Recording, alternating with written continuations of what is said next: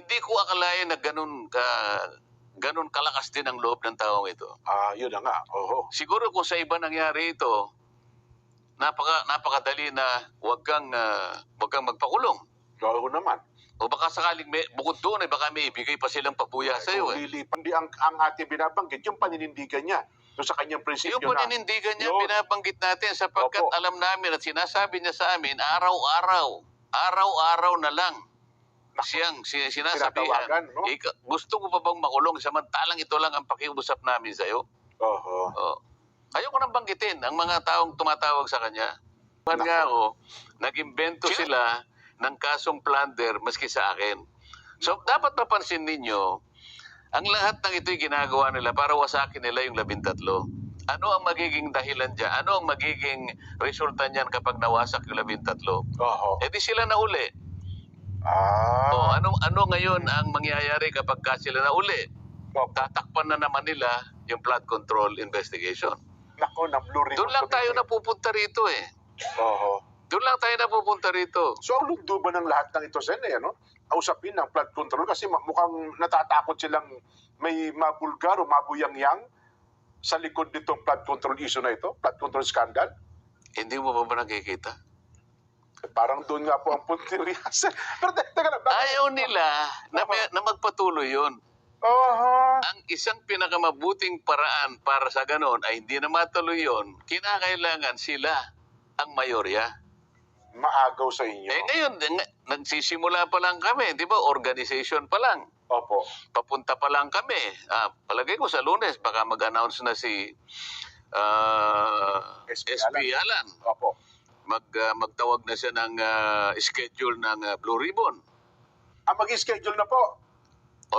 Baka Lunes mag-schedule siya. Ayan, naku. Kasi alam mo, kinakailangan niya mag-schedule kasi hindi naman kagad nagagawa yun dahil sa kinakailangan naming masatisfy yung notice. 3 araw ang notice kasi, Jen, Tama po. bago makapagpatawag. So, alimbawa, gusto niyang magpatawag ng Webes o ng Dapat Biyernes. Monday pa lang. Monday, ilabas na yung mga notices. Kung At sino-sino. pagkatapos, ino-notify lahat yung inaakala niya na dapat ay maimbita at sila ngayon ang humarap sa pagkakataong ito sa pagpapatuloy ng investigasyon. Oho.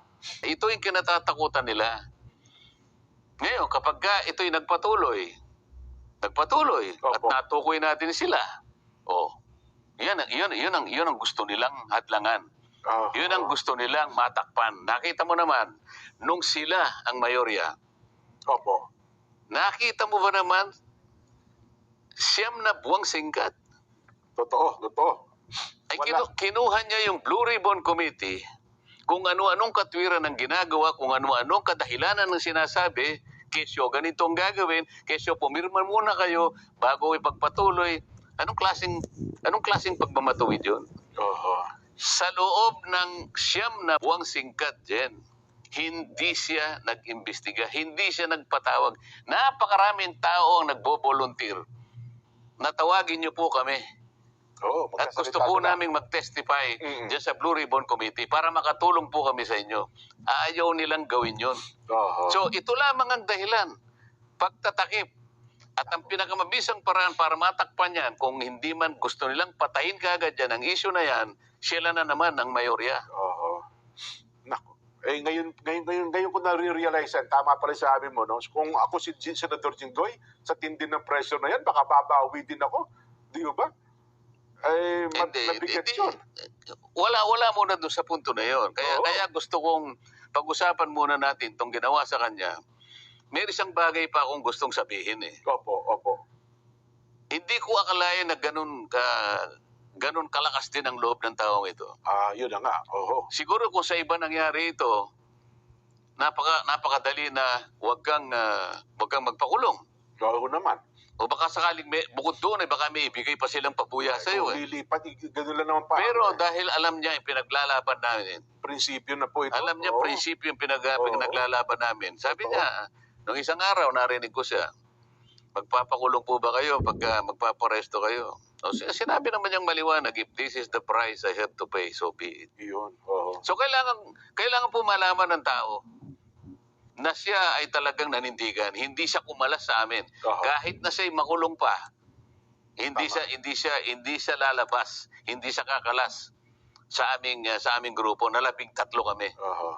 Well, again, sir, liwanagin lang natin, hindi natin binabanggit ko, kundi parang kapiyan si Senador Jinggoy, para sabihin wala siyang kasalanan, may kasalanan, kundi ang ating binabanggit, yung paninindigan niya doon sa kanyang prinsipyo Yung paninindigan niya, Yun. binabanggit natin sapagkat Opo. alam namin at sinasabi niya sa amin, araw-araw na lang siyang sinasabihan. Tinatawagan, no? Gusto mo pa bang makulong samantalang ito lang ang pakiusap namin sa'yo? Oho. Oh. Ayoko nang banggitin ang mga taong tumatawag sa kanya. Nako.